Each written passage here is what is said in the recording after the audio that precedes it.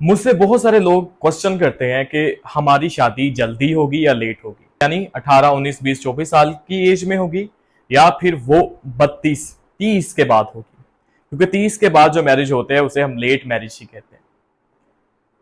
आज हम इस वीडियो में ऐसे एक बहुत इजी टेक्निक को डिस्कस करेंगे जिससे आप अपने होरोस्कोप को, अपने बर्थ चार्ट को, अपनी कुंडली को देखकर पता लगा लेंगे कि आपकी शादी अर्ली होगी या लेट होगी।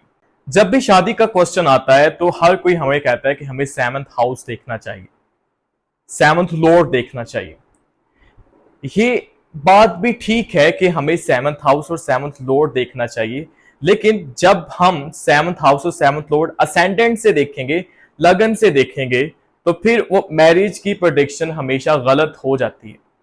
लेकिन यही बात जब हम सन को असेंडेंट बना के सन से 7वें घर को, सन से 7वें लॉर्ड को देखेंगे, तो फिर जो हमारी रीडिंग, जो हमारी प्रेडिक्शन, जो हमारे रिजल्ट होते हैं वो बहुत ही एक्यूरेट आते हैं। क्योंकि सन रिप्रेजेंट आवर फर्स्ट मैरिज, पहली लीगल मैरिज को सन रिप्रेजेंट करता है। और सेम किसी मेल के चार्ट में पहली लीगल मैरिज को मून रिप्रेजेंट करता है।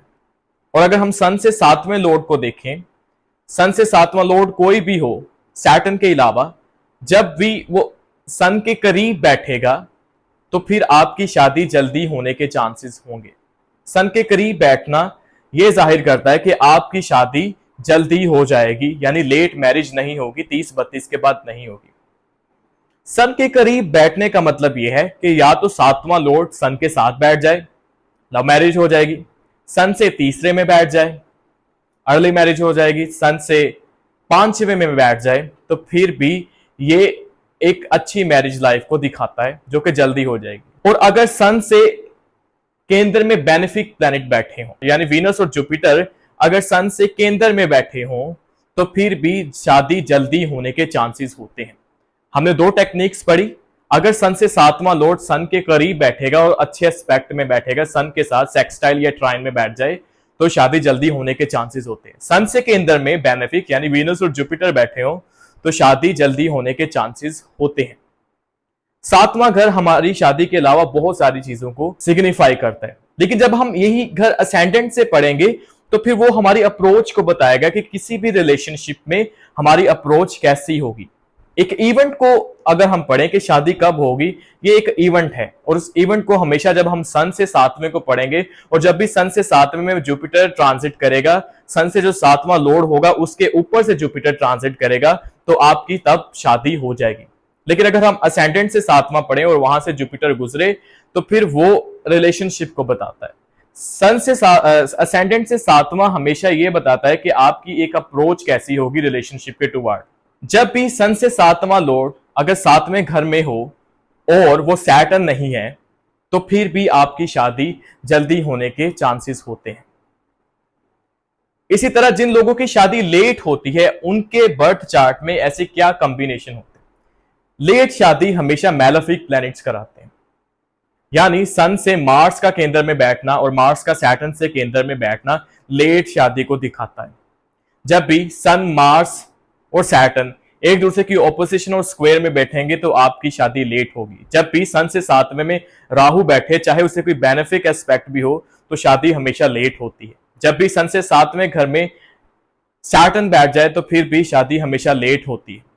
और जब ये प्लैनेट आपस में स्क्वायर में हो, सन, सैटर्न और मार्स, तो फिर शादी लेट होती है और वो शादी चलने के चांसेस बहुत कम होते हैं अगर वहां पे इनको कोई पॉजिटिव एस्पेक्ट ना हो। हम एक एग्जाम्पल देख लेते हैं, एक चार्ट देखिए। Moon in Aquarius, Saturn in Aquarius, Mars in Scorpio, Sun in Scorpio and Mercury in Scorpio, Venus and Jupiter in Libra and Rahu in Sagittarius and Ketu in Gemini. अगर इस चार्ट को हम गौर से देखें तो जो मून से 7वां है सन, वो 10वें में बैठ गया, यानी केंद्र में बैठ गया। सन और मून जब भी एक दूसरे से स्क्वायर बनाएंगे तो शादी अच्छी नहीं चलेगी, शर्त यह है कि इनको पॉजिटिव एस्पेक्ट होना चाहिए। वहां पे मार्स और सैटर्न स्क्वायर में है।